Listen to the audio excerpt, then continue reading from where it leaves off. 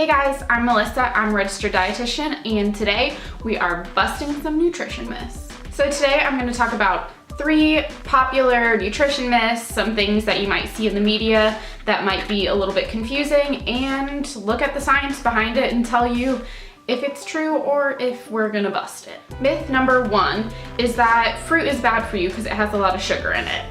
So we're surrounded by information everywhere that says sugar is bad, and I think that extends onto fruit. Everyone thinks that fruit is full of sugar, so it must be bad for you and we should eat less fruit. Spoiler alert, this is not true. So yes, fruit has a lot of sugar in it, and it has fructose in it, which you might have heard of from things like high fructose corn syrup, which is in soda and all sorts of fun things like that. Even though fruit does have a lot of fructose in it, it's digested completely differently than the fructose in high fructose corn syrup, soda, things like that.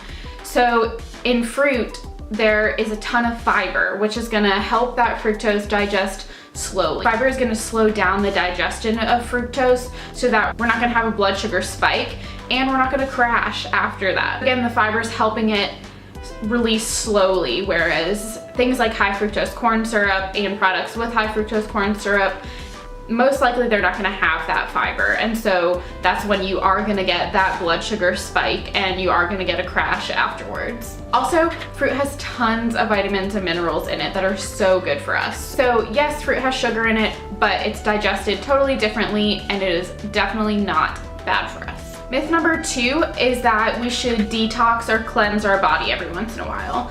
I think things like juice cleanses and detoxes are just all over the place, and you hear people saying, you know, once every couple months you should detox or cleanse your colon, your liver, all this stuff. And the truth is, our body does that every single day on its own. Our kidneys and our livers and our GI tract do an amazing job of removing toxins from our bodies, and we don't need a juice cleanse or a detox to help aid that, because our bodies are perfectly fine doing it on their own.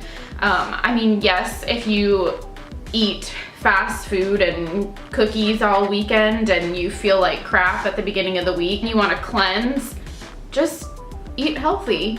You don't need to just only drink juice for 5 days, because also those cleanses are missing a lot of key nutrients in your diet. They don't have any protein, they don't have any fat. In juices, the fiber is removed because the pulp isn't there. So really, you're doing more harm to your body than good by doing those types of cleanses, and our body is perfectly capable of removing toxins and cleansing itself every single day. And finally, myth number 3 is one that I've heard on the internet a little more often lately, and that is that pink Himalayan salt is healthier for us than regular table salt.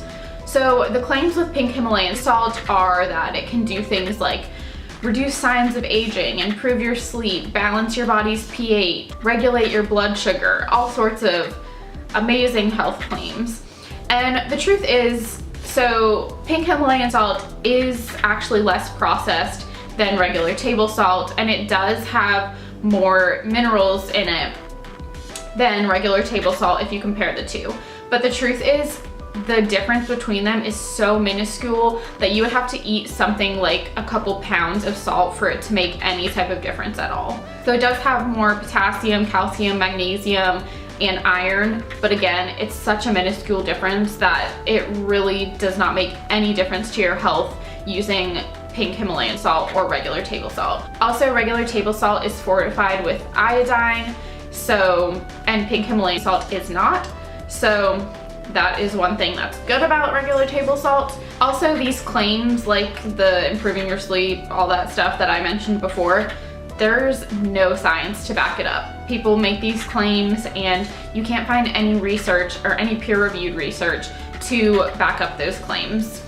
Basically, the gist of it is, yes, it's less processed, yes, it has more minerals in it, but it's such a minuscule difference that it's not gonna make a difference at all. So use pink Himalayan salt if you want. It's not bad for you, but it's also not any better than regular table salt.